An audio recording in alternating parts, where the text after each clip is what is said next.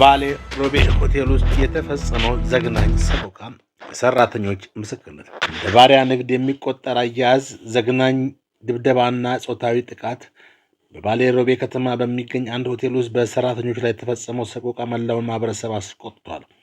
ሆቴሉ የታሸገ ሲሆን ተጎጂዎች ደግሞ የደረሰባቸውን ሰቆቃ ለዓለም ይፋ አድርገዋል። ዝርዝሩ አሁን ይዘንላችሁ ቀርበናል። ስለ ድብደባውና አካላዊ ጉዳቱ በመስተንግዶና በዲጄነት ስራ ተሰማርተው የነበሩ ወጣቶች በሆቴሉ ባለቤት የደረሰባቸውን ጥቃት በንባት አጅበው ገልጸዋል። ዲጄ ናና የተባለው ወጣት ባለቤቱ መሬት ላይ ጥሎ ይጫወትብኝ ነበር ይላል። በደረሰበት ከባድ ድብደባ ምክንያት መንጋ ጨላው በመጎዳቱ ምንም መመገብ እንኳን የማይችልበት ደረጃ ላይ ደርሷል። ሰው ምግብ ሲበላ እያየው ከማልቀስ ውጭ ምንም ማድረግ አልችልም ሲል የደረሰበትን ጉዳት ያስረዳል። የአፈናና የጾታዊ ጥቃት ምስክር። ሰቆቃው በዚህ ብቻ አያበቃም። ሴት ሰራተኞችን በሆቴል ውስጥ 7 ቀናት ታፍነው መቆየታቸውንና በተደጋጋሚ ጾታዊ ጥቃት ይፈጸምባቸው እንደነበር ገልጸዋል። ባለቤቱ ሽጉጥና የተለያዩ ቁሳቁሶችን ቢሮ ውስጥ በማስቀመጥ ዛሬ ማንን ነው የምቀጠቅጠው እያለ በስነ ልቦና ያስፈራራቸው እንደነበር ተናግሯል። ተበድለናል የሚለው ቃል የደረሰብንን ሰቆቃ አይገልጸውም ይላሉ ተጎጆች። የህዝብ አቋምና የፍትህ ጥሪ።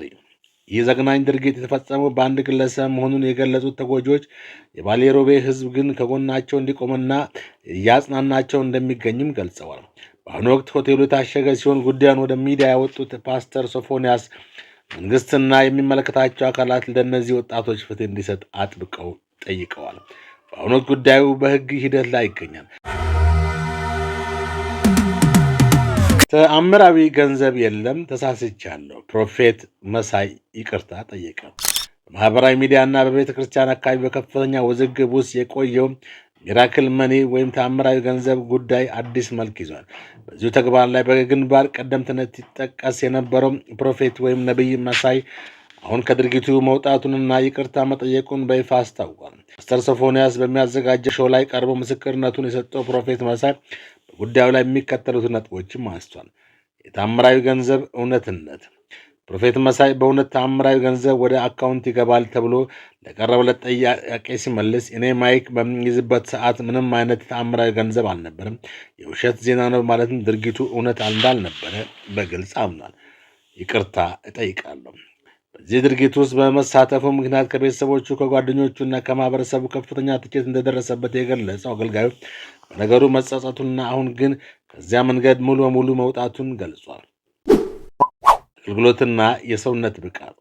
ጂም ከመንፈሳዊ አገልግሎት ጎን ለጎን በጂም አሰልጣኝነት በሞዴሊንግ የሚታወቀው ፕሮፌት መሳይ በጂም ውስጥ የሚለቃቸው ከፊል ራቁት ፎቶዎች በብዙዎች ዘንድ መሰናክል መሆናቸውን አምኗል። አካላዊ ብቃትና መንፈሳዊነት አብረው መሄድ አለባቸው ቢልም ለተፈጠሩ ቅሬታዎች ምላሽ ሰጥቷል።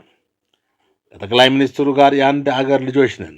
የትውልድ አገሩ ጅማ መሆኑንና ጠቅላይ ሚኒስትሩም አብይ አህመድም የጅማ ወይም አጋሩ ልጅ በመሆናቸው ትልቅ ኩራት እንደሚሰማው ገልጾ የጅማ ሕዝብ በፍቅር የታነጸ መሆኑንም ፕሮፌት መሳይ መስክሯል።